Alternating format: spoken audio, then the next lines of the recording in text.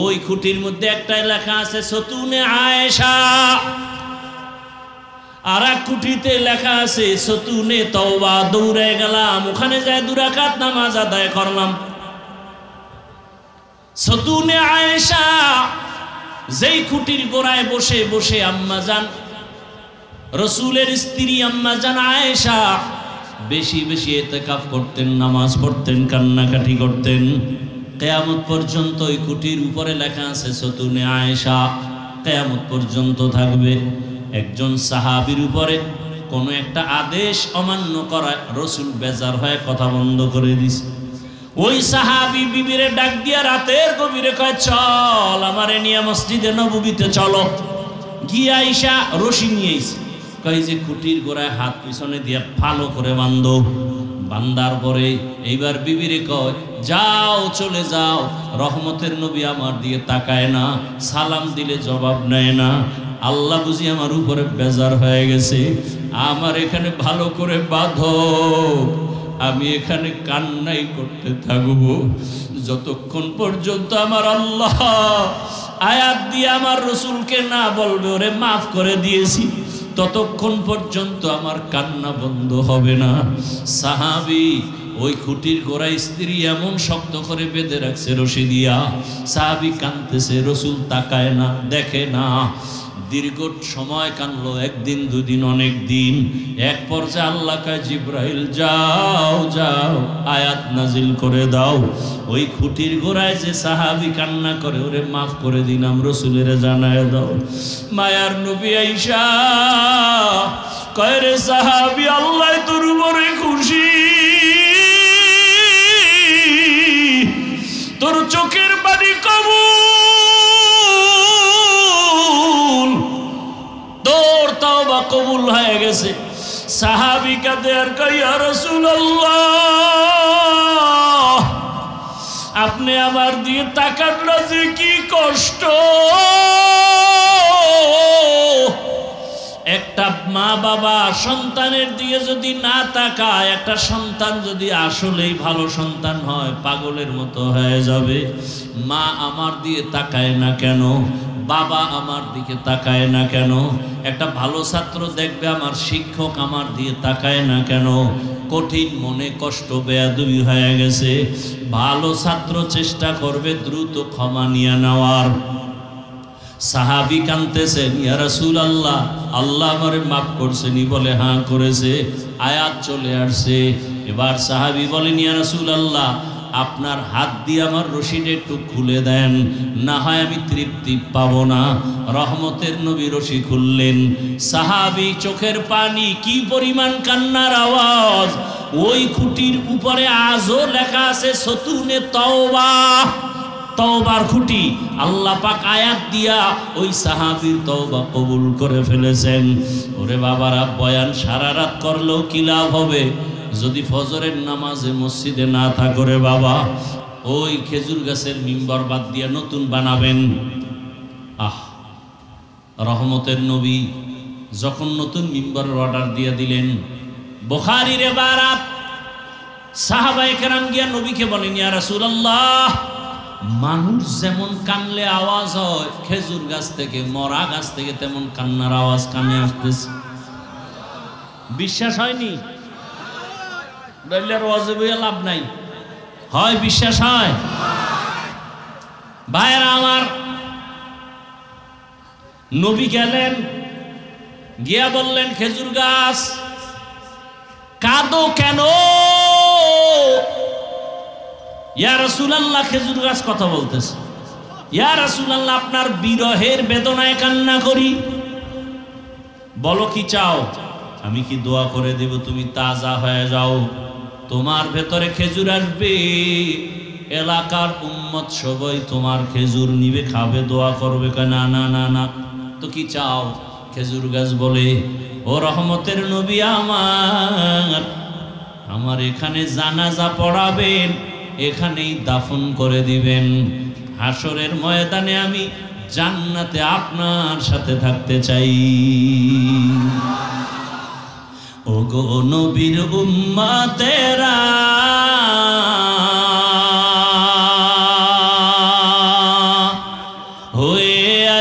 দিশাহারা কোরআন হাদিসের চলো যখন যাহা চায় মনে নবী বিনে কে তরবে পুলসিরাত মিজানে নবী বিনে কে তরবে পুলসিরাত মিজানে উম্মতের কান্ডারি নবী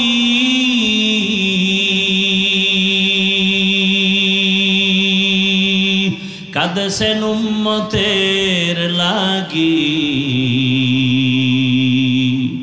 এখনো কাঁদেন নবীজি শুয়ে মদিনার পানে নবী বিনে কে তারাবে পুলসিরাত মিজানে নবী বিনে কে তারাবে পুলসিরাত মিজানে নবী আমার জীবন ভরে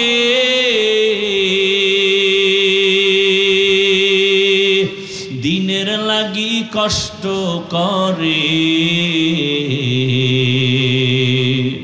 দান দান শহীদ করিলেন অহুদেরই ময়দানে নবী বিনে কে তরবে পুলসিরাত মিজানে নবী বিনে কে তরবে পুলসিরাত মিজানে ও আমার নবীর আশিক উম্মতেরা রহমতের নবী খেজুর গাছের দাফন করেছেন ওই জায়গায় সেদিন মদিনাতুল মুনাওয়ারায় দেখে আসলাম আসরের নামাজের পরে ঢুকলাম রিয়াজুল জান্নার ভেতরে আমাদের বাংলাদেশি বাবারা বলে হুজুর আপনি চুপচাপ নামাজ পড়েন ৫-৭ মিনিটের বেশি পুলিশ এখানে থাকতে দেয় না আমরা বলতেছি থাকলাম মাগরিবের নামাজ পড়লাম ফাঁকে ফাঁকে তাকায় দেখি ওই রসুলের রওজার রিয়াজুল জান্নায় বড় বড় পিলার রংগুলো আলাদা অন্য পিলারের কালার আলাদা রিয়াজুল জান্নার পিলারের কালার আলাদা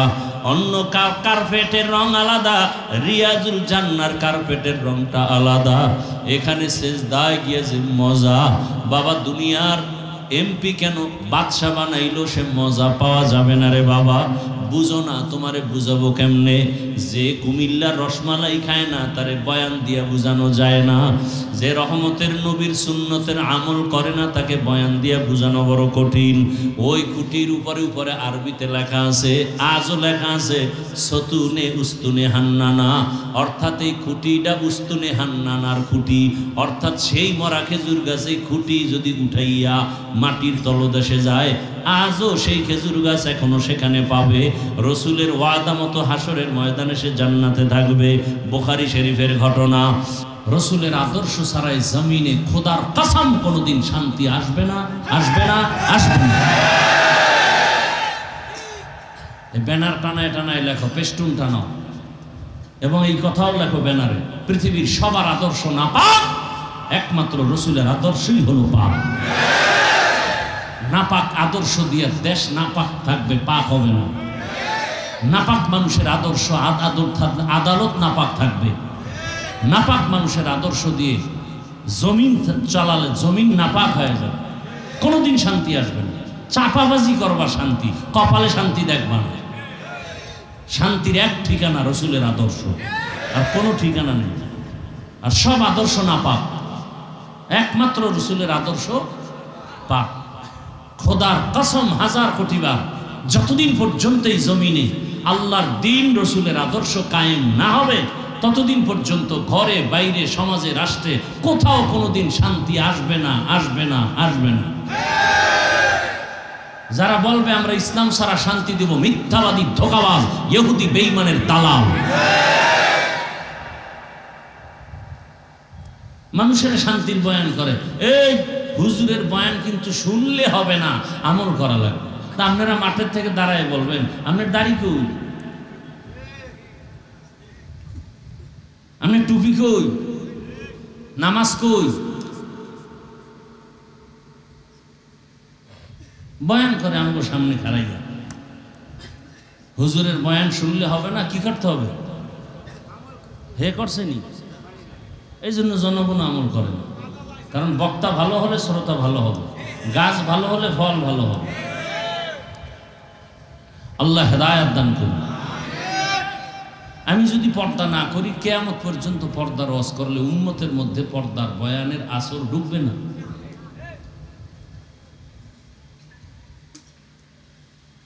আল্লাহ সবাইকে হেদায়েতের দৌলত দান করুন। যারা মানুষের নামে মিথ্যা মামলা দায়ের করে, আল্লাহ ওদের হেদায়েত দান করেন। আল্লাহ ওদের হেদায়েত দান করেন। আল্লাহ ওদের হেদায়েত দান করেন। হেদায়েত না থাকলে ওদেরকে ধ্বংস করে দেন আল্লাহ। ওদেরকে ধ্বংস করে দেন আল্লাহ। ওদেরকে ধ্বংস করে দেন আল্লাহ। একটা মানুষের ইজ্জতের গ্যারান্টি নেই, ফট করে একটা মামলা দিল, কোনো তদন্ত নেই, কিচ্ছু নেই, 15 বছর পরে রায় আসতেছে, ওনার কোনো দোষ নেই।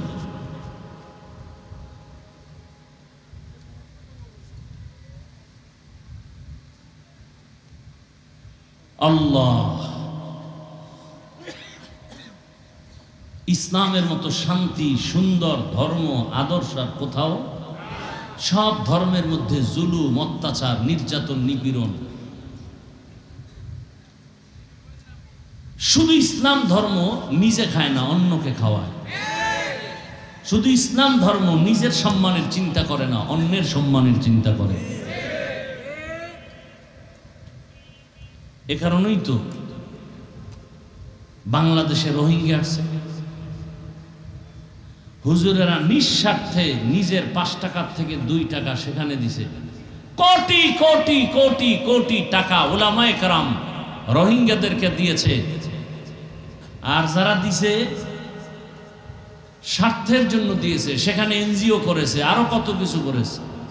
উলামায়ে কেরাম দিয়েছে আল্লাহর মহব্বতে। আমার মুসলমান ভাই, আজকে যদি ফিলিস্তিন যাওয়ার সুযোগ থাকতো, আমার বাংলাদেশের মুসলমান গেলেই বিজয়ের পতাকা উড্ডীন হয়ে যেত।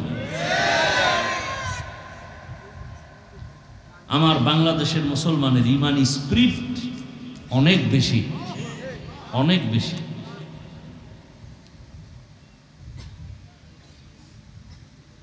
উলামায়ে কেরাম আলোচনা করেছেন, আপনারা ধৈর্যের সাথে শুনছেন। আল্লাহ উলামায়ে কেরামদের কবুল করেন, আপনাদেরকেও কবুল করেন। উলামায়ে কেরামদের কথাগুলো সহি তরিকায় আমাদেরকে আমল করার তৌফিক দান করেন। উলামায়ে কেরামের ইজ্জতকে আল্লাহ বেশি বেশি বাড়ায় নেন। যারা উলামায়ে কেরামের ইজ্জতকে ছোট করার ষড়যন্ত্র করে, চক্রান্ত করে, লেখার মাধ্যমে, বলার মাধ্যমে, মিডিয়ার মাধ্যমে, আল্লাহ ওদের হেদায়েত দান করেন। তাদের হেদায়েত না থাকলে আল্লাহ তাদেরকে ধ্বংস করে দেন। আমি আপনাদের দোয়া নিতে আসছি এবং সংক্ষেপ 2-4টি কথা আপনাদের ধৈর্যের উপরে বলার নিয়তে কোরআনে হাকিমের এক আয়াত, রসুলের একটি হাদিস পড়েছি। আল্লাহ বলেন, ওয়ামা আরসালনাকা ইল্লা রাহমাতাল লিল আলামিন। হে রাসূল করিম সাল্লাল্লাহু আলাইহি ওয়া আলিহি ওয়াসাল্লাম, আমি আপনাকে পৃথিবীতে প্রেরণ করি নাই, পাঠাই নাই, হ্যাঁ পাঠিয়েছি জগৎ সমূহের রহমত হিসেবে। নবীজি বলেন, কুল্লু উম্মতি ইয়াদখুলুনাল জান্নাতা ইল্লা মান আবা, কিলা মান আবা, ক্বালা মান আতাআনি দাখালাল জান্নাতা ওয়া মান আসানি ফাকাদ আবা। দুনিয়ার সব উম্মত জান্নাতে যাবে। রাসূল বলেন, সব উম্মত কোথায় যাবে? ইল্লা মান আবা, যারা আমাকে মানে না তারা যাবে না। কিলা মান আবা, সাহাবায়ে কেরামদের মধ্যে কেউ বললেন, ইয়া রাসূলুল্লাহ, আপনাকে মানে না তারা কারা? জবাব খেয়াল করেন, প্রশ্ন কি? রাসূল আপনাকে মানে না যে তারা কারা? নবী জবাবটা কিভাবে দিলেন? নবী বললেন, ক্বালা মান আতাআনি দাখালাল জান্নাহ, যে আমার অনুসরণ করবে সে জান্নাতে যাবে। ওয়া মান আসানি ফাকাদ আবা, যে আমার বিরোধিতা করবে সে জাহান্নামে যাবে অস্বীকার করার কারণে। ভালো করে বুঝেন, সব উম্মত জান্নাতে যাবে, যারা রাসূলকে মানে না তারা জান্নাতে। সাহাবায়ে কেরামের প্রশ্ন, ইয়া রাসূলুল্লাহ, আপনাকে মানে না কারা? নবীজি ডাইরেক্ট জবাব না দিয়ে খুব ঘুরায় বললেন, দয়া দিয়ে বললেন, কারণ সে রহমতের নবী তো, দয়ার নবী তো, কথার মধ্যে আগে দয়া দেখাইছেন। কি দয়া? নবী বললেন, আমাকে যারা অনুসরণ করে চলবে তারা জান্নাতে যাবে। ভালো করে খেয়াল করেন তো, যারা আমাকে অনুসরণ করে চলে তারা জান্নাতে যাবে। তাহলে বিপরীত কথা কি দাঁড়ায়? যারা রসুলকে অনুসরণ করবে না তারা কোথায় যাবে? আবারও বলছি, যারা নবীর অনুসরণ করবে তারা জান্নাতে যাবে। বিপরীত কথা দাঁড়ায়, নবী বলেন নাই, কথা আসে কি? যারা নবীর অনুসরণ করবেন না তারা কোথায় যাবে? নবী এ কথা বলেন নাই, কিন্তু কথার পৃষ্ঠে এটা আসে। নবী বলছেন আমার অনুসরণ করলে জান্নাতে যাবে, কিন্তু না করলে জাহান্নামে যাবে, এটা বলেন না। তো কথা আসে, না করলে কই যাবে? নবী এটা বলেন নাই। নবী উল্টা কি বলছেন? যারা আমার বিরোধিতা করবে তারা জাহান্নামে যাবে। এখানে কিন্তু অনেক প্যাচ। কি প্যাচ? যারা রসুলের অনুসরণ করে না, আমগো সমাজে এরকম লোক নাই, তাদেরকে জাহান্নামী বলা যাবে না। খুব বুঝেন, কাদেরকে বলা যাবে? যারা বিরোধিতা করে। যারা, যেমন একজনের রসুলের আদর্শে নামাজ পড়ে না, তাকে জাহান্নামী বলা যাবে না। আগে বুঝতে হবে সে কি আসলে কোনো ঝামেলায় পড়ে না, না বিরোধিতা করে। যদি বলে বিরোধিতা হিসাবে পড়ে না, তো বেঈমান।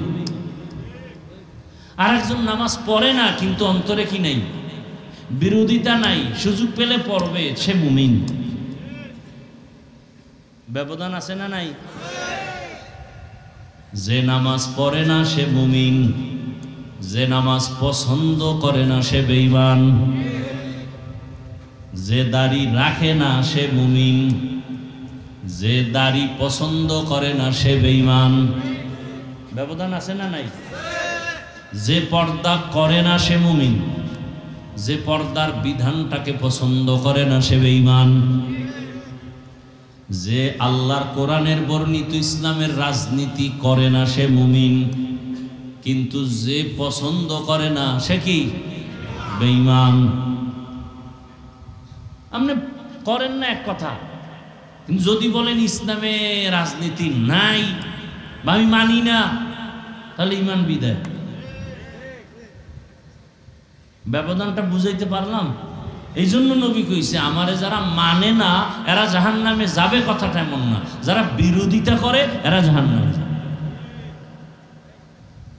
তাহলে আমাদের সমাজে দোনো লাইনের মানুষ আছে। এই যুবক, তুমি রসুলের আদর্শে নামাজ পড়ো না কেন? হুজুর দরকার তো, চেষ্টা করি, পারি না, একটু দোয়া করি। কি বুঝলেন? সে বিরোধী, সে মুমিন। আর একটা যুবকরে জিজ্ঞাসা, এই যুবক তুমি রসুলের আদর্শে নামাজ পড়ো না কেন? ঠাস করে আমাকে বলে ফেললো, না পড়লে অসুবিধা কি? কি বুঝলেন? বিরোধী না দরদি? তাজা বেঈমান। কি বেঈমান? তাজা বেঈমান। নামাজ না পড়া আর পছন্দ না করা কি এক? বুঝ। সব কিছুর মূলে কি? বুঝ। আমি বুঝছি, আপনি বুঝেন নাই, পেঁচ লাগাই দিচ্ছেন। সব কিছুর মূলে বুঝের অভাব। কিসের অভাব?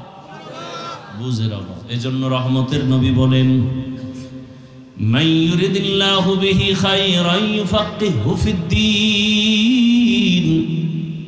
আল্লাহ যারে বেশি মহব্বত করেন, ভালোবাসেন, তাকে দ্বীনের সমঝ দান করেন, সহি বুঝ দান করেন। তখন বান্দা বুঝতে গিয়া না বুঝলেও মেনে নেয়। আল্লাহরে দেখি না, মানি না, ওর বুঝ। আর একজন আল্লাহর বান্দা বলে, না দেখলো আল্লাহ মানি, নিলে আসমানকে বানাইলেন, জমিনকে বানাইলেন, সূর্যকে বানাইলেন, না দেখলেও মানি। আমার বুঝ আমি টুপি না দিলে আমার ক্ষতি হবে, আপনার বুঝ টুপি দিলে ক্ষতি হবে। এই কারণে পাও ধৈর্য ধৈর্য বয়ান করার পরেও আপনি টুপি পড়তে চান না, আর আমি টুপি খুলতে চাই না। আমার বুঝ নামাজ না পড়লে ঘরে অশান্তি, জীবনটা অশান্তি। আপনার বুঝ নামাজ পড়তে গেলে ঝামেলা, নামাজ না পড়লে শান্তি। যে কারণে হাজারবার বয়ান করলেও নামাজ পড়তে চান না, শুধু অজুহাত অজুহাত। কি ভাই চলেন, আজান হইছে, নামাজ পড়বেন না? নামাজ কি পড়বো? কবরের চিন্তায় অস্থির হয়ে গেছে, একা কেমনে থাকবে?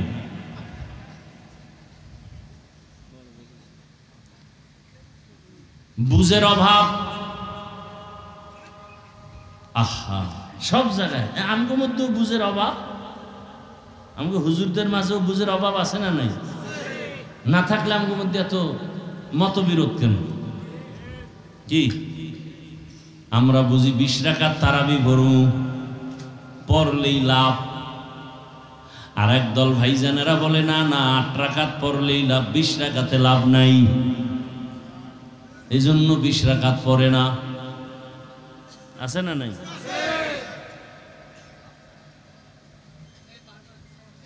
বড় কঠিন হাল। আবার আমরা কেউ বুঝি দুনিয়াদারের পেছনে ঘুরলে আমাকে অনেক লাভ, আবার কেউ বুঝি না ওদিকে গিয়ে কোনো লাভ নাই, যত লাভ দেখি তত ক্ষতি, তত কি ক্ষতি। হুজুর গেছে লাভের জন্য, এখন ক্ষতির কারণ হয়ে গেছে। আমি মনে করি না খাইয়া মরে যাব, হারাম খাবো না, ক্ষতি। আর একজন মনে করে হারাম খাইলেই বড় লাভ, অন্যের টাকায় বাড়ি করলে লাভ, অন্যের টাকা চুরি কইরা জুলুম কইরা আমি যদি বাড়ি গাড়ি বানাই অনেক লাভ। কিন্তু শেষ ফল নিজের মেয়ে ছেলেরাও তাকে ভালো জানে না। কয় মাইশের টাকা খাইছো, খুব মজা লাগছিল, বুঝো জেলখানায় ঢুকছে, বুঝো। এমন কি এখানে আপনারা শিক্ষিত সমাজ বাবারা বাসায় গিয়ে যদি আপনার স্ত্রীকে বলেন আমি যে কামাই রুজি করে তোমাকে খাওয়াই, কিন্তু গরিবের বেতন মারা টাকা, আল্লাহর কসম করে বলি আপনার বিবি যে লাইনের হোক না কেন, আপনার বিবি বলবে না খাইয়া থাকবো, হারাম টাকা ঘরে আনবা না। আপনি যদি বলেন বাবা, ছেলেরে যদি বলেন আমি মানুষের জবাই করে টাকা আনছি, মানুষের পিটাইয়া টাকা আনছি, জুলুম করে এই টাকার বাপ, ছেলে বলবে বাবা সারা জীবন কাটাবো কিন্তু জালেমের বাপ ডাকবো না। আর আপনার বুঝ কি, ওটা খাইলেই না, হারাম খাইলেই না। কিন্তু কয়দিনের লাভ, শান্তি তো নাই। আর আল্লাহর রসুলের আদর্শ এখনো যারা লালন করে গো, এখনো শান্তি, পিছেও শান্তি, সামনেও। চেয়ারম্যানের চেয়ারের মেয়াদ শেষ, এমপির মেয়াদ শেষ, কিন্তু রসুলের আদর্শওয়ালা কোরআনওয়ালাদের চেয়ারের কোনো মেয়াদি নাই। শেষ হবে কি? মেয়াদি নেই। মহামারী করোনার কথা ভুলে গেলে হবে না রে বাবা, গোটা দুনিয়াটাকে অন্ধকার বানায় দিল। সব মাস্তানেরা আসমানে তাকায় বলে জমিনের বাহাদুরি শেষ। ইতিহাস ভুলে যাবা না রে যুবকেরা, ওই সময় কিন্তু কুলাঙ্গার 2 শিক্ষিত ছেলে বাবারে ধরছে করোনায়, নিজেরা 2 কুলাঙ্গার শিক্ষিত সন্তান, কুলাঙ্গার ট্রিপল মাস্ক লাগায় বসে আছে, বাবার লাশের কাছে যায় না করোনা। এলাকার কিছু গরিবের টাকা দিয়ে কয় লাশটা টেনে রাস্তায় ফেলে দিয়ে আসো। বাবার লাশ রাস্তায় ফেলে দিল, জানালা লক করে দিল, তাকায় দেখলো না লাশ কি কুকুরে খেলো না জানাজা হলো। ইতিহাস ভুলবা না, ওই সময় আমার দেশের টুপিওয়ালা ওলামায়ে কেরাম শত শত করোনার লাশ নিজের কাঁধে নিলেন, গোসল করালেন, কাফন পরালেন, জানাজা পরালেন, কবরে রাখলেন। একজন হুজুরেও করোনায় মরে নাই।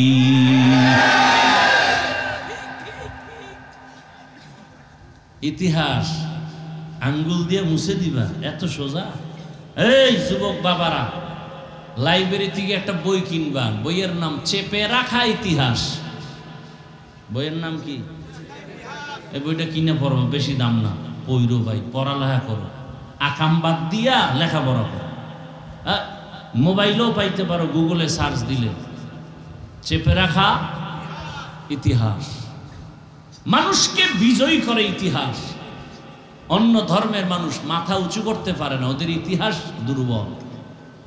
মুসলমানের ইতিহাস আগুনওয়ালা ইতিহাস, খালি ইতিহাসগুলো বলবার এই মানুষের আগুনের মতো গরম হয়ে যাবে সব।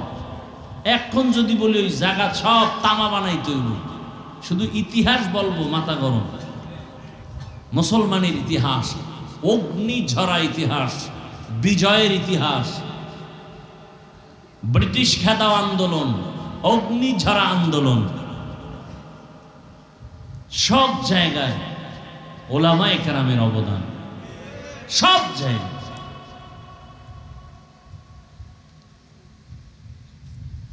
ভাইরা আমার,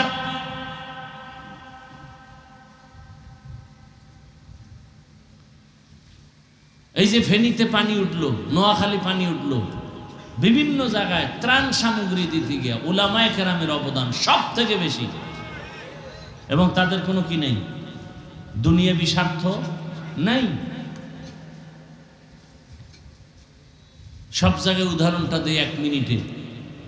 সরকারি চাকরি যারা করে, বেসরকারি করে, প্রতিদিন ডিউটি কত ঘন্টা? কত ঘন্টা? 8 ঘন্টা ডিউটি। মাসে বেতন নিম্নে কত? 20,000। টেবিলের নিচে আরো কত মুক্তার দানা তো আছেই। ডিউটি 8 ঘন্টা, 20,000 নিম্নে বেতন। বলেন তো আপনারা নিজেরাই আপনাদের মসজিদগুলোর ইমাম সাহেবদের ডিউটি কত ঘন্টা? বলেন, বেতন কত? বলেন তো এর থেকে জুলুম পৃথিবীতে আর কি হতে পারে? তা তো রিমান্ডে রাখে, রিমান্ডে ইমামরে, রিমান্ডে। এক ওয়াক্ত নামাজে না থাকলেই রিমান্ড শুরু। রিকশাওয়ালা কয় গেছিলেন কই? ইমাম সাহেব কয় কে তুমি? বলে রিকশাওয়ালা। পাওয়ার কত? এত কেন পাওয়ার? 5 টাকা বেতন দেই, সেই পাওয়ার। এরকম বেয়াদব আছে না নাই? আল্লাহ বিবেক দিছে, বিবেকের সাথে বেঈমানি করিয়েন না। আপনি মানেন আর না মানেন, সত্য কথাটা স্বীকার করিয়েন, বিবেক দিয়ে স্বীকার করিয়েন, বেঈমানি করেন না। এরপরও কি কোনো আলেম কারো গালি দেয়, বরদোয়া করে? মোনাজাতটা দিয়ে দোয়া করে, আল্লাহ এলাকায় শান্তি দাও, ব্যবসায় বরকত দাও, কবরওয়ালাদের জান্নাত দান করো, অসুস্থদের সুস্থ বানাও। এরপরও কিন্তু ইমাম সাহেব না খাইয়া কান্দে না, করোনায় ভিক্ষা করে নাই। তুমি লক্ষ টাকা কামাই করে যা বরকত না পাও, একজন ইমাম 5,000 টাকায় তার থেকে বেশি বরকত পায়। মনে আসেনি? কি কুত্তায় বাচ্চা দেয় 5টা, গরুতে দেয় 1টা, জনমের মতো গরু খায়, কুকুর কেউ খায় না, এরপরও গরু বেশি কেন? তুমি লাখ কোটি টাকা কামাই করো, বরকত নাই, ইমামের 5,000 টাকায় বরকত কেন? ওই প্রশ্নের যেই জবাব, এই প্রশ্নের সেই জবাব। তোমার বুঝ নাই। কেমনে বুঝবা? যদি 3 বেলা খাই আবার গাঞ্জা টানো, বিড়ি টানো আর মদের বোতল লইল তো উপায় নাই। তোমার মেধা ঠিক থাকবে কিভাবে? তুমি 24 ঘন্টা চোখ দিয়ে করো জেনা, মোবাইলটা খুললেই উল্টা পাল্টা বেগানার চেহারা দেখো, হ্যাঁ, কবিরা গুনাহ করো চোখের দ্বারা, অন্তরের মধ্যে ধ্যান, কার ক্ষতি করবা? এক জায়গায় বসলেই কি বল, অমুকে খারাপ, অমুকে খারাপ। তুমি খারাপ এটা বলবে কে? তুমি যে বউর হক আদায় করো না, তুমি যে ছেলে মেয়ের হক আদায় করো না, তুমি মালিক হইছো, কর্মচারীর হক আদায় করো না, টাইম মতো বেতন দাও না। ইসলাম কয় ঘাম ঝরার আগে বেতন দাও। আন্দোলন হবে কেন? বেতনের জন্য। তুমি তোমার ভাই বোনের হক আদায় করো না, মায়ের হক আদায় করো না, বাবার হক আদায় করো না। আল্লাহর কসম, তুমি যদি জনগণের দায়িত্ব নাও, ক্ষতি ছাড়া কোনো উপকার হবে না। তুমি মাইয়া বলার হক আদায় করো না, বউয়ের হক আদায় করো না, মা বাবার হক আদায় করো না, প্রতিবেশীর হক আদায় করো না, তুমি শিক্ষক ছাত্রের হক আদায় করো না, তুমি ইমাম মুসল্লির হক আদায় করো না। আল্লাহ তোমারে দেশের ক্ষমতা দিবে।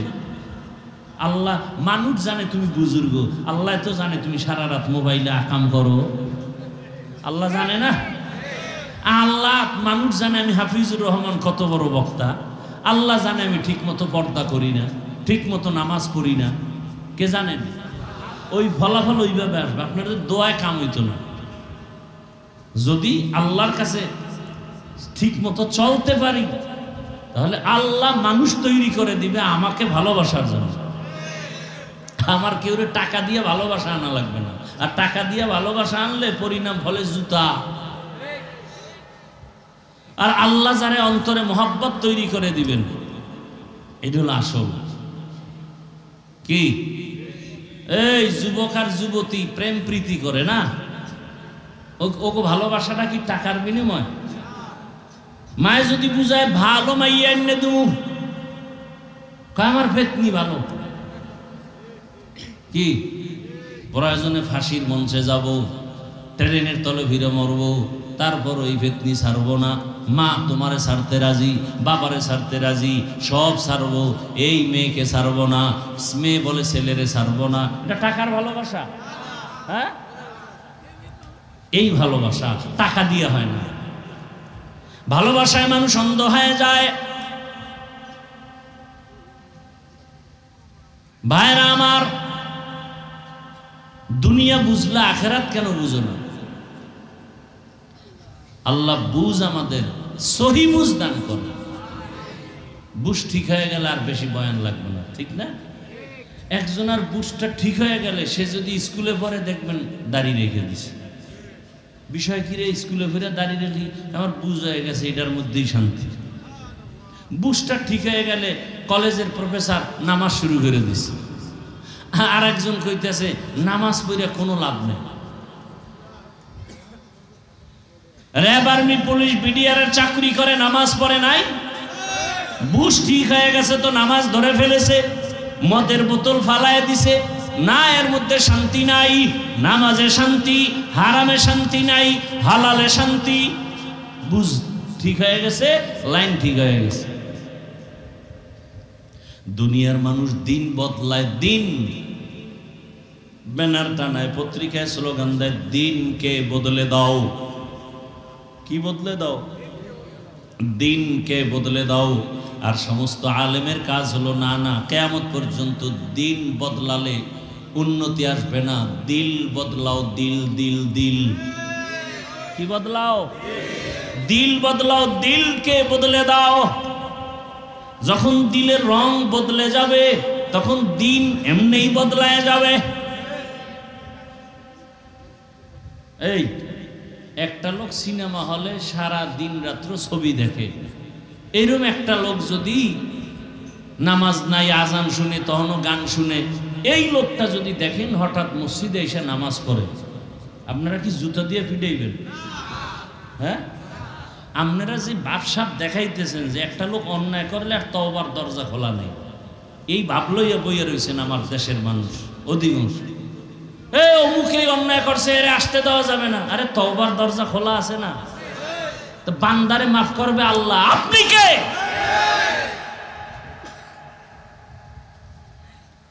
একটা লোক বিএনপি করতো, আওয়ামী লীগ করতো, জাতীয় পার্টি করতো, সে যদি এখন ইসলামের ছায়াতলে আসে, সমস্যা? তোমার সমস্যা। একটা লোক মদ পান করে, ছেড়ে দিছে, মদ পান করবে না, নামাজ ধরে ফেলছে, আল্লাহ কয় তোর জীবনের পিছের সব গুনাহ মাফ। আপনি বাধা দেওয়ার কে? আপনি সমালোচনা করার অধিকার দিছে কে?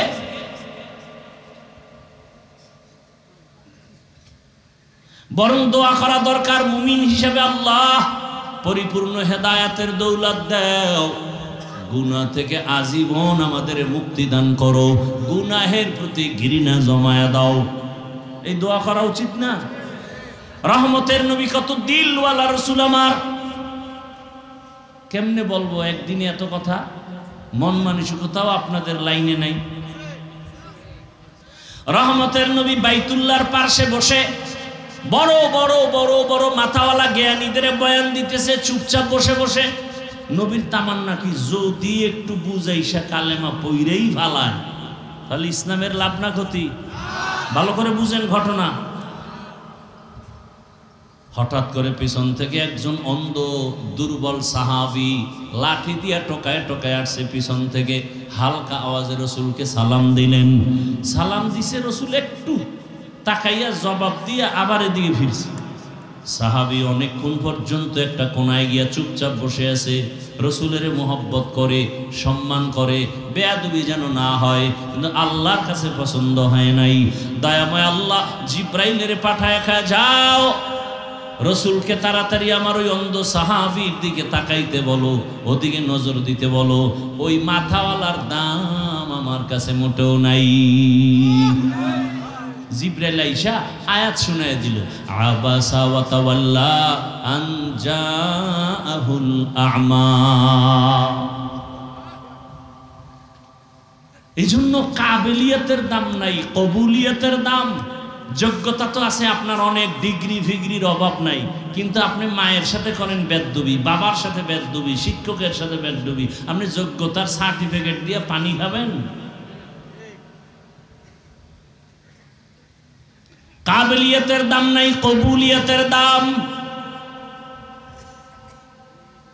যোগ্য ব্যক্তি আছে অনেক, কিন্তু অভিজ্ঞতা নাই, এজন্য মানুষের কাছে গ্রহণযোগ্যতা নাই। আর একটা সাধারণ মানুষ শিক্ষাগত যোগ্যতা কম, কিন্তু দিল ভালো, মানুষের আপন বানায় নেয়, সবাই তারে ভালোবাসে, নম্র ভদ্র, ব্যবহার অনেক সুন্দর, মানুষ তাকে গ্রহণ করে। ওর যোগ্যতা কি পরিমাণ লেখাপড়া করছে ও দেখার দরকার নেই, লোকটার ব্যবহার ভালো, আদব আছে, নম্রতা আছে, ভদ্রতা আছে, এটা আমাদের ভালো মানুষ। ভাইরা আমার,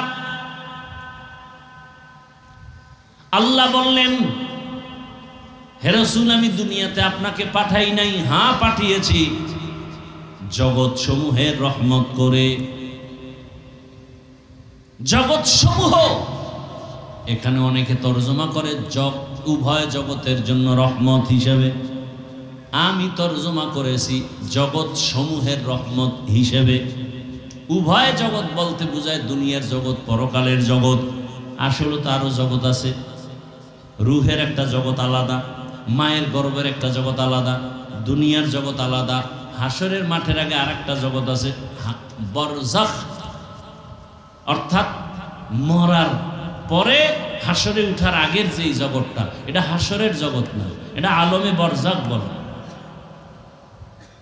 ভাইরা আমার, হাসরের মাঠের এক জগৎ, জান্নাতে ঢুকলে আর এক জগৎ, জাহান্নামে ঢুকলে আর এক জগৎ। সব জগতের জন্য আল্লাহ বলেন আমি হলাম রব, রসুল আপনি হলেন রহমত। আমি হলাম রব্বুল আলামিন, আপনি হলেন রহমাতুল লিল ইমামুল আউয়ালিন আল আখিরিন বহরে সাদকা রাহমাতাল লিল আলামিন সাইয়্যিদুল কাউনাইন খাতমুল মুরসালিন আখির আমদ বুদ ফখরুল আউয়ালিন। আপনাদেরকে বয়ান যা শুনাইতেছি, চোখে যা দেখতেছেন, এটা তো মানা উচিত। যেটা আপনার বিশ্বাস হয় না কিয়ামত কবে হবে না হবে, সেটা একটু আপনাকে বুঝানোর বা বুঝের একটু সময় দরকার। কিন্তু আপনি যদি তাকায় দেখেন যে আসলে যারা রসুলের আদর্শ মাইনে চলে, এরা জেনারেল লাইনে থাকলেও তো খুব সম্মানে আছে, কি নাই? তা আপনার মানতে সমস্যাটা কোথায়? আপনার দিন বদলাইলেও দিল বদলায় নাই। ওয়াজ মাহফিল হলো দিল বদলের মার্কাজ, খানকা। দিলকে বদলাও। এটা কোন থানা? চিতলমরি থানার মধ্যে এলাকার একটা যুবকের ধৈর্য পুলিশে নিয়ে গেছে, থানায় নিয়ে দিছে বেতের বাড়ি, কোনো চোখে পানি নেই, কান্না নাই। বুঝেন ভালো করে, বুঝ। থানায় নিয়ে এমন ফিডা লাগাইছে, কোনো কাঁদে না। এরকম গন্ডার নাই, এমন ফিডা দিছে, কোনো কান্না মান্না নাই। কিন্তু সেই লোকটা ওয়াজের প্যান্ডেলে আইসা 200 হাত দূরে বসার পর অনেক আল্লাহওয়ালারা যখন বয়ান করেন তখন হাউ মাউ করে কান্না করে। বলেন জ্ঞানীরা, বুদ্ধিজীবীরা, ওরে মারলো কে? আল্লাহ বলে মারছে। এত বড় একটা দোষ আল্লাহরে দিয়ে দিলেন। হ্যাঁ রে আবেগ। থানায় নিয়ে পিটায় কাঁদে না, ওয়াজের প্যান্ডেলে বসিয়া অনেক দূরে বৈশা এক যুবক হাউ মাউ করে কান্না করে। চিন্তা করেন তো, ওরে ভিড়াইয়াও কান্না আনা যায় না, আর ওয়াজের প্যান্ডেলে কাঁদতেছে। বুঝেন এই প্যান্ডেলের দাম কত, কত দাম এই প্যান্ডেলে। এটা এখন আল্লাহ পাকের আরশে আজিমে বেহেশতের বাগান। যতক্ষণ এই প্যান্ডেলটা থাকবে, প্যান্ডেল মানে কি, মজলিসটা থাকবে, ততক্ষণ অনবরত রহমত অবতীর্ণ হবে। সুবহানাল্লাহ। না জিভ দিয়ে খালি গীবত করবেন, গালাগালি করবেন, বিড়ি টানবেন, তো সুবহানাল্লাহ আসবে কিভাবে?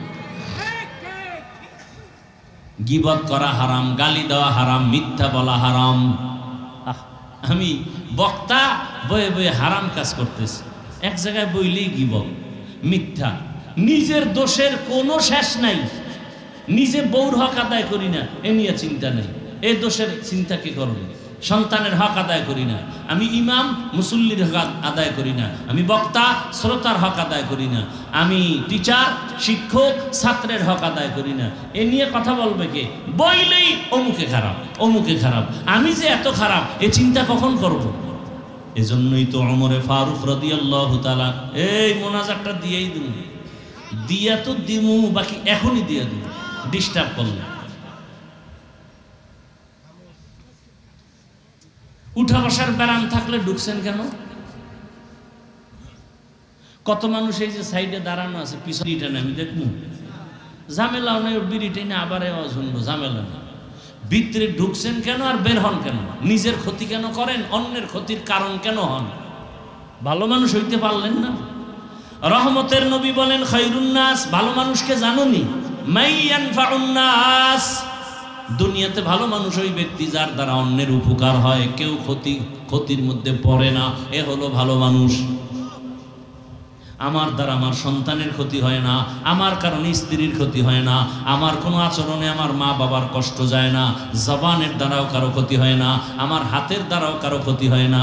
বুঝা গেল রসুলের হাদিস মতে আমি ভালো মানুষ যদি আমার দ্বারা ক্ষতি না হয়, আমার হাতের দ্বারা, আমার লেখার দ্বারা, আমার কথার দ্বারা, আমার চাহনির দ্বারা। এই যারে দেখা দেওয়া জায়েজ নাই, একটা বেগানা নারী তুমি দেখতেছো, তাকাইয়া তাকাইয়া চোখ দিয়া তার ইজ্জত নষ্ট করতেছো, চোখের দ্বারা, কথা ঠিক না?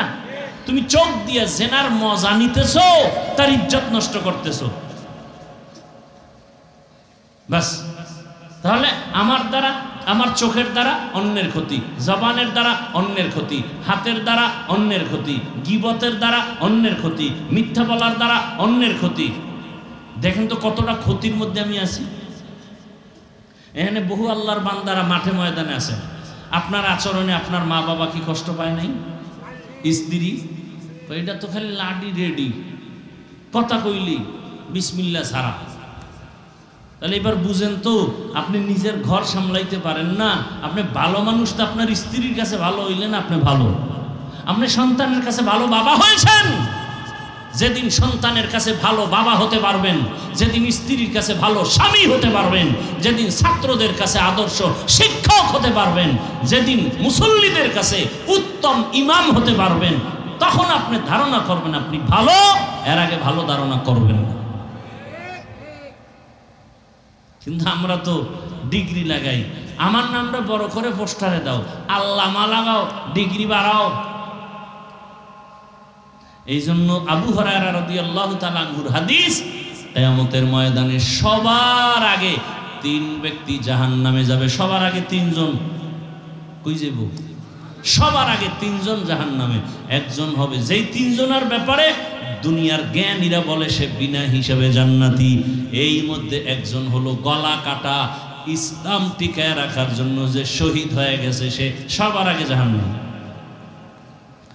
আর একজন মাওলানা আলেম, জাহান্নামে সবার আগে। আর একজন দান সৎকার করছে মাদ্রাসা মসজিদে, জাহান্নামে যাবে, একেবারে জাহান্নামে। এই জন্য কি আবার দান সৎকার করবেন না? কি কোন শহীদ যাবে জাহান্নামে, কোন আলেম যাবে জাহান্নামে, কোন দানবীর যাবে, এটা আবার ভিন্ন আলোচনা। বাকি আপনারা ইখলাস নিয়ে দান করবেন, অল্প দান করলেও কোটি টাকার বরকত। বরকতের ওয়াজ করছি না শুরুর থেকে, কোটি টাকা আর ইমামের 5000 টাকায় বরকত আছে না নেই? আছে। আপনি যদি হালাল টাকা থেকে 5 টাকা দেন, এটার অনেক বরকত। এই মাদ্রাসা এইটা মাদ্রাসা, বিশাল মাদ্রাসা, আপনাদের অনুদানে চলবে। আচ্ছা, এই দানের রাস্তা যদি আল্লাহ বন্ধই করে দিতেন, কোরআন হাদিসে যদি দানের ফজিলত না থাকতো, তাহলে যারা আলেম ওলামা হইছে এরা নাইলে কিলটিল খাইয়ে জান্নাতে যেত। আপনাকে উপায় কি? অথচ রসুলের স্পষ্ট হাদিস, আমি মাওলানা হইয়া যেই বরকত পাবো, আমাকে টাকা পয়সা দান করিয়া যে একটা জামা বানাই দিছে, একটা কিতাব কিনে দিছে, একটা মশারি কিনে দিছে, একবেলা খানা খাওয়াইছে, আল্লাহ আপনাকেও সেই সম্মান, সেই মর্যাদা আখিরাতের ময়দানে দান করবে।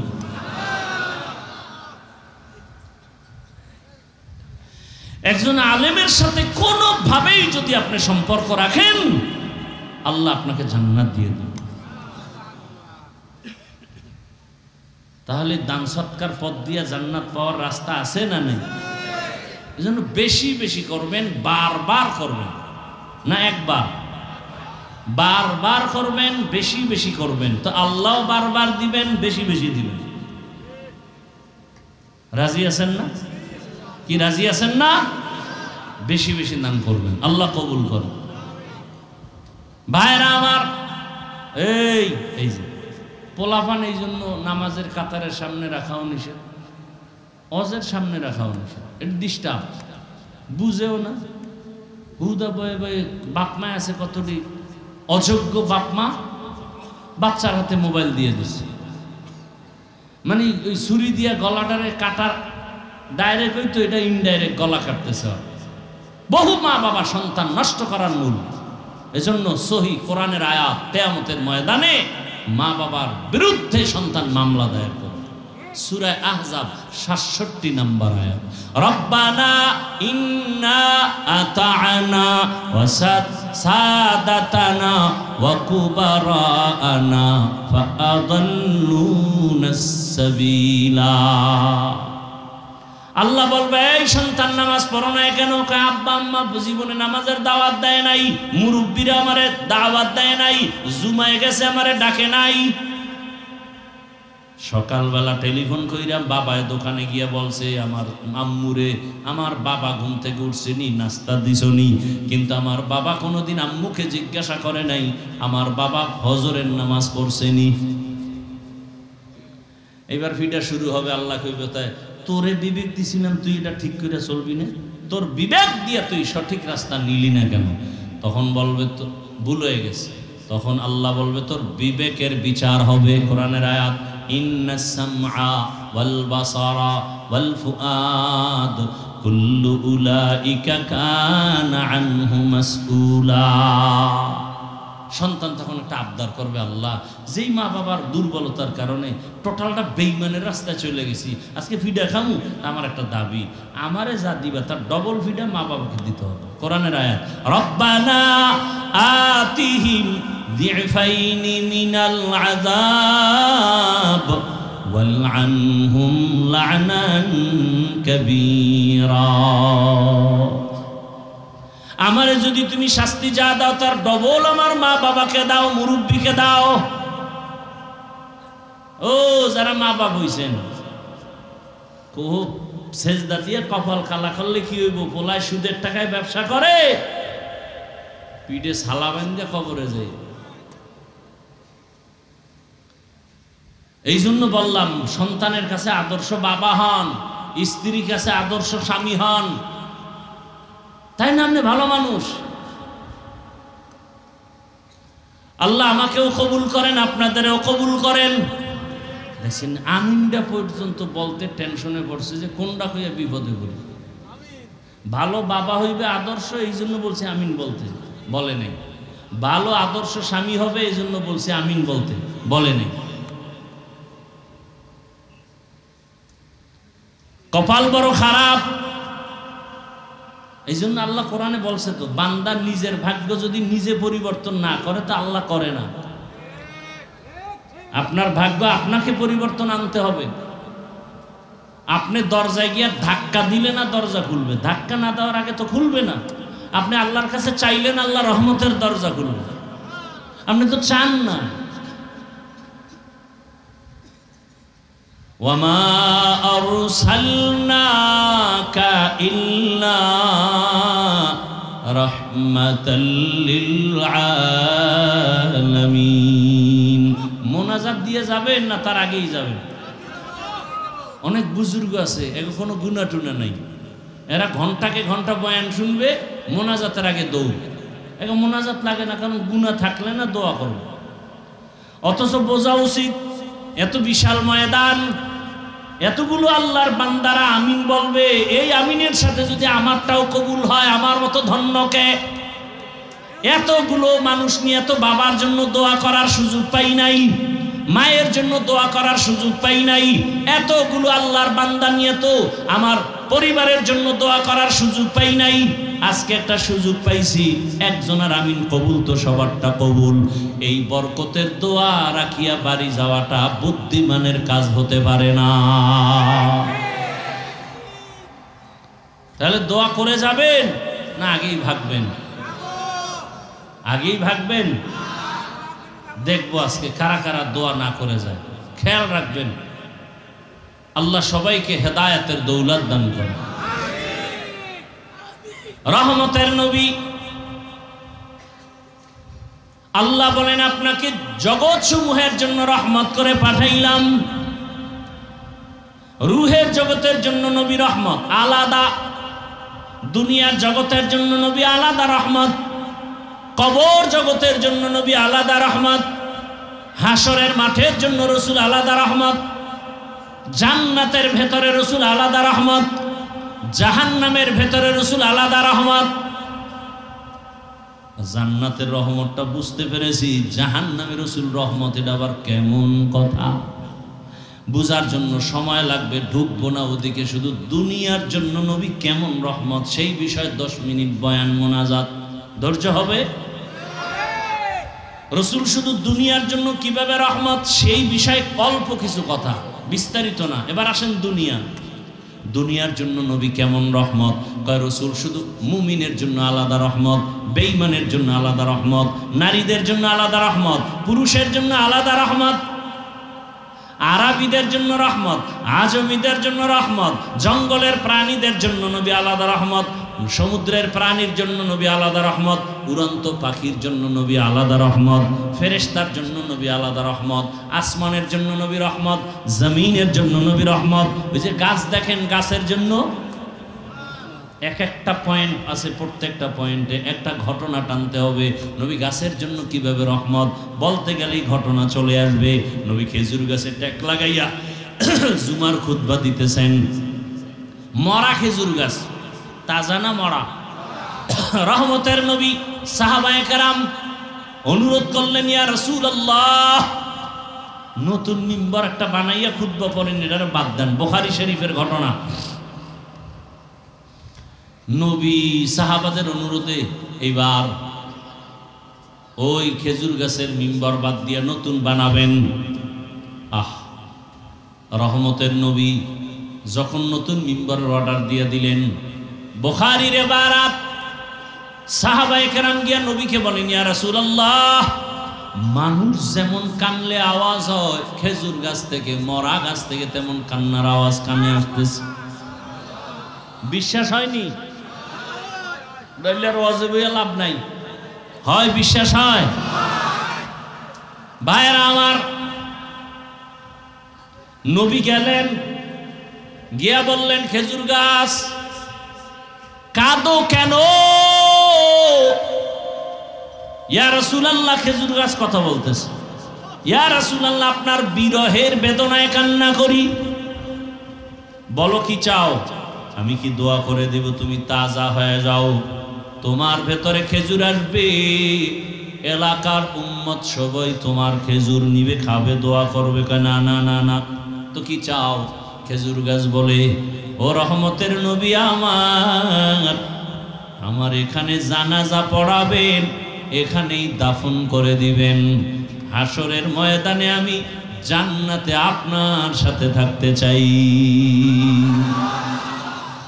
ও গো নবীর উম্মতেরা,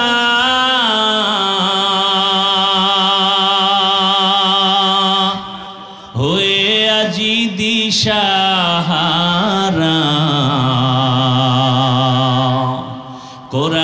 নদী সেরে চলো যখন যাহা চায় মনে,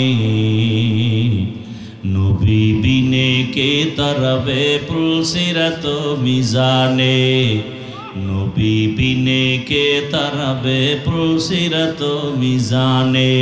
উম্মতের কান্ডারি নবী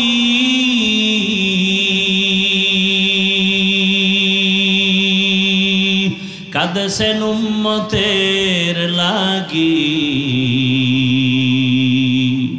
এখনো কাঁদেন নবীজি শুয়ে মদিনার পানে, নবী বিনে কে তারাবে পুলসিরাত মিজানে, নবী বিনে কে তারাবে পুলসিরাত মিজানে। নবী আমার জীবন ভরে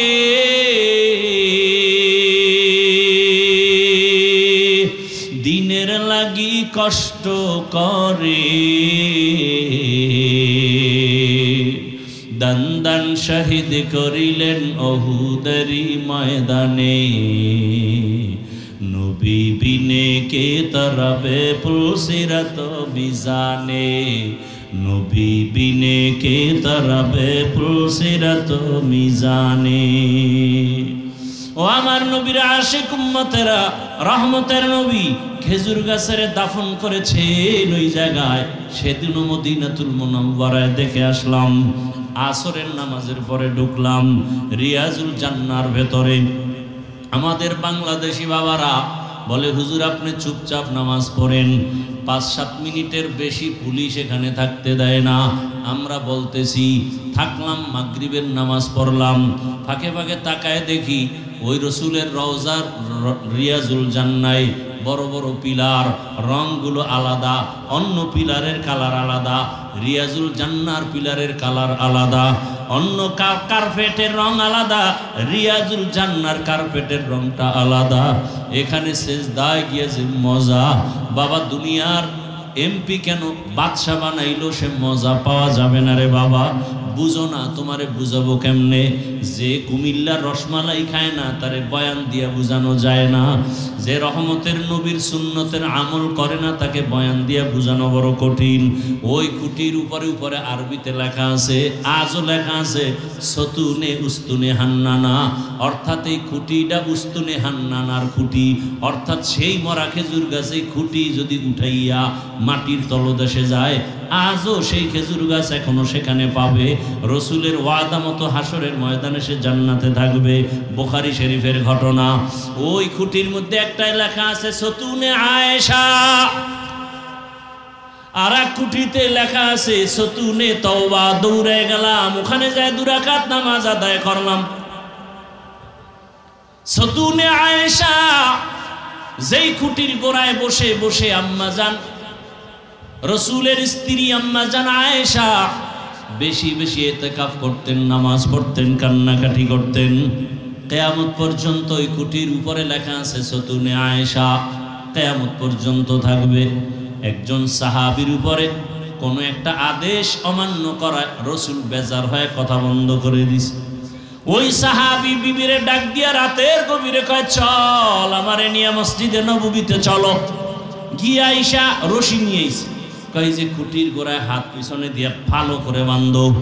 বান্দার পরে এইবার বিবিরে কয়, যাও চলে যাও, রহমতের নবী আমার দিয়ে তাকায় না, সালাম দিলে জবাব নেয় না, আল্লাহ বুঝি আমার উপরে বেজার হয়ে গেছে, আমার এখানে ভালো করে বাঁধো, আমি এখানে কান্নাই করতে থাকবো যতক্ষণ পর্যন্ত আমার আল্লাহ আয়াত দিয়ে আমার রসুলকে না বলবে ওরে মাফ করে দিয়েছি, ততক্ষণ পর্যন্ত আমার কান্না বন্ধ হবে না। সাহাবী ওই খুঁটির গোড়ায় স্ত্রী এমন শক্ত করে বেঁধে রাখছে রশি দিয়া, সাহাবী কাঁদতেছে, রসুল তাকায় না, দেখে না। দীর্ঘ সময় কানলো, 1 দিন 2 দিন, অনেক দিন। এক পর্যায়ে আল্লাহ কয়, জিব্রাইল যাও যাও আয়াত নাজিল করে দাও, ওই খুঁটির গোড়ায় যে সাহাবী কান্না করে ওরে মাফ করে দিলাম, রসুলের জানায় দাও। মায়ার নবী আয়েশা কয়, রে সাহাবী, আল্লাহ তোর উপরে খুশি,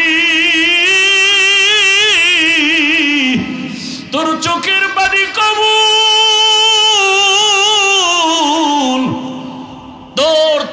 কবুল হয়ে গেছে। সাহাবী কাঁদে আর কয়, ইয়া রাসূলুল্লাহ, আপনি আমার দিয়ে তাকান যে কি কষ্ট। একটা মা বাবা সন্তানের দিকে যদি না তাকায়, একটা সন্তান যদি আসলেই ভালো সন্তান হয়, পাগলের মতো হয়ে যাবে। মা আমার দিয়ে তাকায় না কেন, বাবা আমার দিকে তাকায় না কেন, একটা ভালো ছাত্র দেখবে আমার শিক্ষক আমার দিয়ে তাকায় না কেন, কঠিন মনে কষ্ট বেয়াদবি হয়ে গেছে। ভালো ছাত্র চেষ্টা করবে দ্রুত ক্ষমা নিয়ে নেওয়ার। সাহাবী কাঁদতেছেন, ইয়া রাসূলুল্লাহ, আল্লাহ আমারে মাফ করছেনি? বলে হ্যাঁ করেছে। আয়াত চলে আসছে। এবার সাহাবী বলেন, ইয়া রাসূলুল্লাহ, আপনার হাত দিয়ে আমার রশিটা একটু খুলে দেন, না হয় আমি তৃপ্তি পাবো না। রহমতের নবী রশি খুললেন। সাহাবী চোখের পানি, কি পরিমাণ কান্নার আওয়াজ। ওই খুঁটির উপরে আজও লেখা আছে সতুনে তওবা, তওবার খুঁটি। আল্লাহ পাক আয়াত দিয়া ওই সাহাবীর তওবা কবুল করে ফেলেছেন। ওরে বাবারা, বয়ান সারা রাত করলেও কি লাভ হবে যদি ফজরের নামাজে মসজিদে না থাকো রে বাবা। ও যুবকেরা, ও বৃদ্ধ বাবাজিরা, পর্দার আড়ালের মা বোনেরা, আরে বয়ান সারা জীবন করলেও কি লাভ হবে? ভালো করে বুঝেন। এতক্ষণ যে বয়ান শুনাইলাম, একবারও আমি আপনাদেরকে টুপি দেওয়ার জন্য জোর তাকিদ দেই নাই। আমি এ কথা কিন্তু বলি নাই তাবলিগে না গেলে জাহান্নামে যাবেন, পীরের কাছে না গেলে জাহান্নামে যাবেন, স্কুল কলেজ বাদ দিয়া মাদ্রাসায় ঢুকতে হবে, একবারও বলি নাই। বরং বলি, ও যুবক বাবারা, তুমি স্কুলে পড়ো, কলেজে পড়ো, চাকরি করো, ব্যবসা করো, তুমি যাই করো না কেন বাধা নাই। তুমি ডাক্তার হও, ইঞ্জিনিয়ার হও, প্রফেসর হও, এমপি মন্ত্রী হও, ওসি ডিসি হও, এসপি হও, তবে দাবি আমার বেয়াদব হইও না রে বাবা। অনেক বাবারা বলবা, হাফিজ ভাই বেয়াদব হব না, ডাক্তার হব, তার ব্যাখ্যাটা কি হবে? ব্যাখ্যা হলো, 3 জায়গায় বেয়াদবি করবা না। খোদার কসম করে বলি, 3 জায়গায় বেয়াদবি যদি করো, মরার আগে তুমি ধ্বংস হয়ে যাইবা। 1 নাম্বার জায়গা মা বাবা, বেয়াদবি করলে মরার আগে তোমার জীবন ধ্বংস। 2য় জায়গা শিক্ষক, শিক্ষকের সাথে বেয়াদবি করলে তোমার জিন্দেগি বরবাদ। 3 নাম্বার জায়গা ওলামায়ে কেরাম, মুরব্বী, এদের সাথে যদি বেয়াদবি করো, মরার আগে জুতার বাড়ি তোমার শুরু হবে, শান্তি কোথাও তুমি পাইবা না। অতএব তুমি ডাক্তার হও, ইঞ্জিনিয়ার হও, প্রফেসর হও, যাই হও না কেন, মা বাবার দোয়া না নিয়ে চলিও না, শিক্ষকের দোয়া নিয়ে চলো, বেয়াদবি করিও না। ওলামায়ে কেরামের দোয়া নিয়ে চলো, বেয়াদবি করিও না রে বাবা। পেছন থেকে তওবা করে নাও। ও পর্দার আড়ালের মা বোনেরা, এই এলাকায় আপনার মতো কত ভালো মা, পর্দাওয়ালা মা আছে। ও যুবক, স্কুলে পড়ে, কলেজে পড়ে, চাকরি করে, ব্যবসা করে, তোমার মতো জেনারেল লাইনের কত যুবক নামাজি, দাড়িওয়ালার অভাব নাই। তুমি পারো না কেন রে বাবা? তোমার কপালে না জানি কোনো বরদোয়া লাগিয়ে গেল নাকি? কোন সময় না জানি গোপনে মায়ের গালি দিছো, মা কষ্ট পেয়ে গেছে, তোমার কপাল পুড়িয়ে গেছে।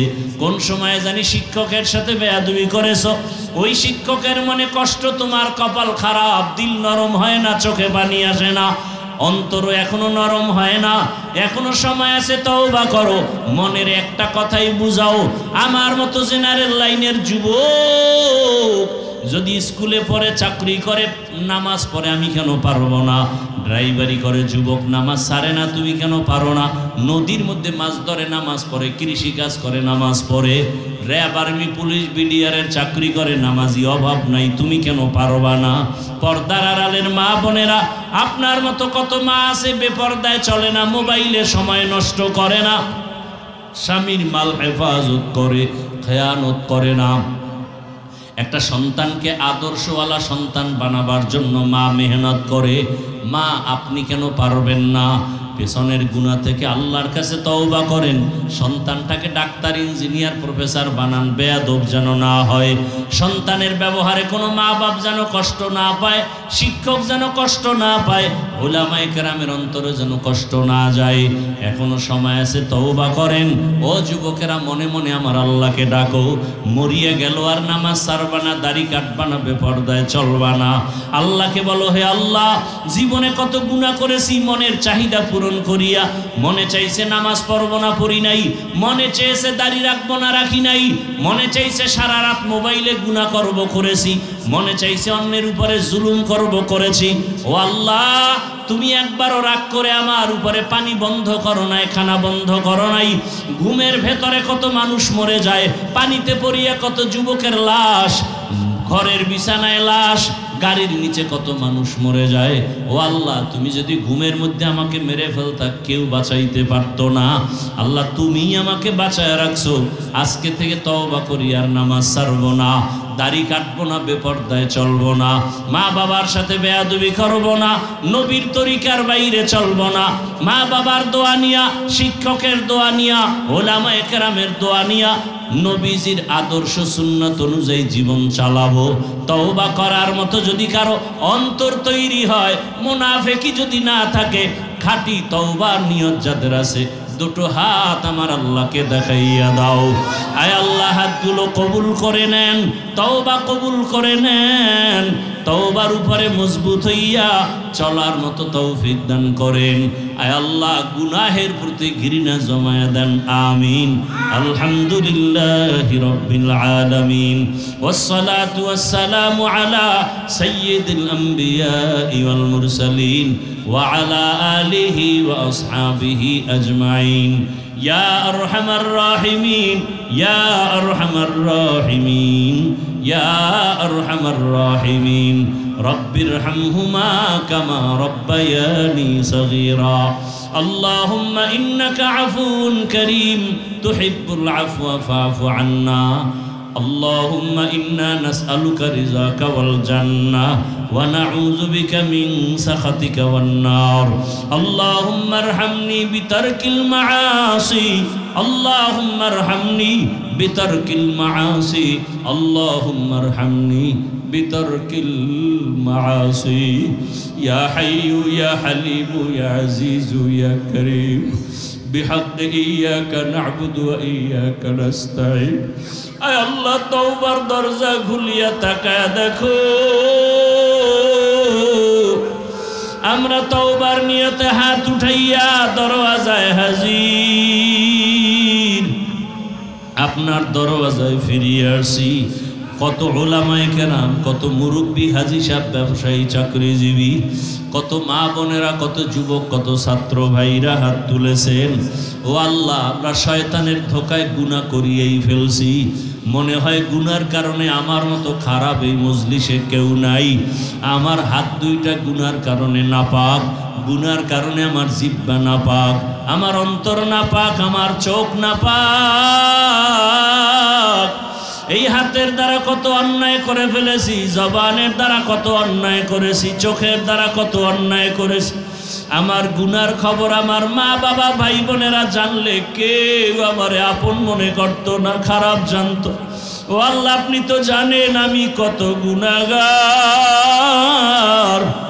আয় আল্লাহ, আপনি জানার পরেও সম্মানের রাস্তা থেকে ফালাইয়া দেন নাই, খানাও বন্ধ করেন নাই, পানিও বন্ধ করেন নাই। রে আল্লাহ, আমরা লজ্জিত হইয়া তওবা করতে আসছি, আর গুনাহ করব না রে আল্লাহ, আর নামাজ ছাড়ব না, দাড়ি কাটবো না, বেপরদায় চলবো না, মা বাবার সাথে বেয়াদবি করব না, শিক্ষকের সাথে বেয়াদবি করব না, উলামায়ে কেরামের সাথে বেয়াদবি করব না, নবীর সুন্নাত অনুযায়ী জীবনকে চালাবো। আমাদের তওবা কবুল করে নেন। আয় আল্লাহ, তওবার উপরে মজবুত হইয়া চলার তৌফিক দান করেন। মা বোনদের আবেদা পর্দাওয়ালা বানায় দেন, সন্তানগুলো নেককার দিনদার বানায় দেন, লেখাপড়া পরীক্ষায় কামিয়াবি দান করেন। আয় আল্লাহ, আমার কলিজার যুবকদের দিনের খাদেম বানায় দেন। আয় আল্লাহ, মোবাইলের গুনাহ থেকে হেফাজত করেন আল্লাহ। সারা দুনিয়াবাসীকে মাফ করে দেন, বাংলাদেশ শান্তির দেশ বানায় দেন, মুসলমানদের ঈমান আমল হেফাজত করেন। আয় আল্লাহ আমার প্রবাসে যারা আছে সবাইকে হেফাজত করেন, বাংলাদেশ শান্তির দেশ বানায়া দেন, জুলুম থেকে দেশ ও জাতিকে হেফাজত করেন আল্লাহ। ইসলামের জন্য বাংলাদেশের কবুল করে নেন, ওলামায়ে কেরামদের এক বানায়া দেন। আয় আল্লাহ উলামায়ে কেরামের মোহাব্বত সবার অন্তরে বাড়ায়া দেন। আয় আল্লাহ যারা নেফাকি নিয়ে চলে নেফাকি জাহের করে দেন, মুমিনের ঈমান আমল হেফাজতের জন্য। আয় আল্লাহ বাতিলের মোকাবেলায় বিজয় দান করেন। আয় আল্লাহ সুন্নাত ওয়াল ইজ্জতের জীবন দান করেন। নবীজির রওজায় গিয়া সালাম দেওয়ার তৌফিক দান করেন। বাইতুল্লাহর গিলাফ ধরে লাব্বাইক, আয় আল্লাহ লাব্বাইক বলার ব্যবস্থা করে দেন। আমরা যারা গিয়েছি বারবার যাওয়ার তৌফিক দান করেন। আরে যারা যেতে পারে না দিলটা ভাঙ্গা, কোন দিন নবীর রওজায় গিয়া সালাম দিবেন, কোন দিন বাইতুল্লাহটা বুকে লাগাইয়া লাব্বাইকের আওয়াজ দিবেন। আয় আল্লাহ আপনি জীবনে একবার হলো সবাইরে কবুল করে নেন।